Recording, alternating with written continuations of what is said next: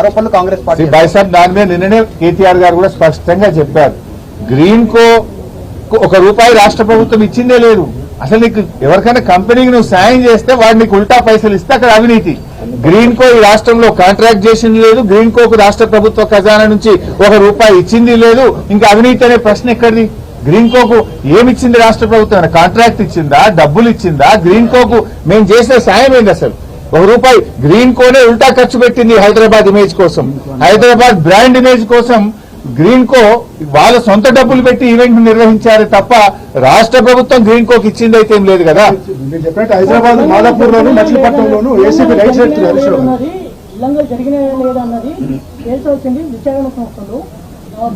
కాకపోతే దాంట్లో కావాలని మీరు విచారణ జరగడానికి వెళ్ళింది కదా కేటీఆర్ గారు. ఏసీబీ నోటీస్ ఇస్తే మేము ఎక్స్టెన్షన్ ఇస్తాము, మాకు బిజీ ఉన్నాము, మళ్ళీ వస్తామని కూడా చెప్పలే. వాళ్ళు ఇచ్చిన టైంకు ఇచ్చిన తేదీకి కేటీఆర్ గారు నిజాయితీగా ఏసీబీ ఆఫీస్ కు పోయినాడు. ఎందుకంటే ఆయన తప్పు చేయలేదు కనుక ధైర్యంగా నిర్భయంగా ఆయన విచారణకు హాజరయ్యాడు. రేపు 9వ తారీఖు పిలిచారు, తప్పకుండా వెళ్తాడు ఆయన. దానికి మేమేం, ఎందుకంటే మేము తప్పు చేయలేదు, ఇక్కడ అవినీతి జరగనే లేదు లేదు లేదు, అవినీతికి ఆస్కారమే లేదు. అందువల్ల ఇక్కడ ఎవరు మేమెవరం కూడా భయపడే పరిస్థితే లేదు. Sorry Kaleshwaram that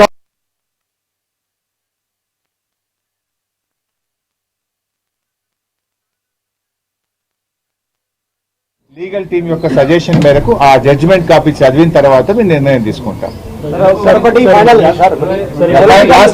political motive case అని మీరు అంటూ ఉన్నారు.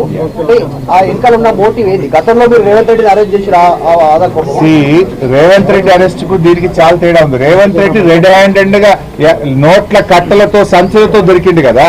అక్కడ నోట్ల కట్టలతోని ఆ డబ్బులు లంచం ఇస్తూ రెడ్ హ్యాండెడ్ గా దొరికింది రేవంత్ రెడ్డి. అసలు ఇక్కడ కేటీఆర్ గారు ఒక మినిస్టర్ గా హైదరాబాద్ బ్రాండ్ ఇమేజ్ పెంచడానికి ఈ కార్ రేసింగ్ ద్వారా రాష్ట్ర ఆదాయం పెంచిండు, ప్రపంచంలో హైదరాబాద్ బ్రాండ్ ఇమేజ్ పెంచిండు. కేటీఆర్ రాష్ట్రానికి మేలు చేసిండు, హైదరాబాద్ కు మేలు చేసిండు. అంతే తప్ప రాష్ట్ర ప్రభుత్వ ఖజానా నుంచి ఆ కంపెనీకి నయా పైసా కూడా ఇయ్యలే కదా. డబ్బులంటూ ఇస్తే కదా నీకు ఏదైనా వాపస్ వస్తే కదా అవినీతి అనేది. నువ్వు రూపాయి ఇచ్చింది లేదు, చారన్నా నీకు వచ్చింది లేదు, ఇంకా అవినీతి ప్రశ్న ఎక్కడదండి? ఆయనేమో నోట్ల కట్టలతో రెడ్ హ్యాండెడ్ గా దొరికిండు. అసలు ఆ కేసుకు ఈ కేసుకు లింక్ ఏముంది? మోకాలకు బోడగుండుకు పెట్టినట్టు. Thank you.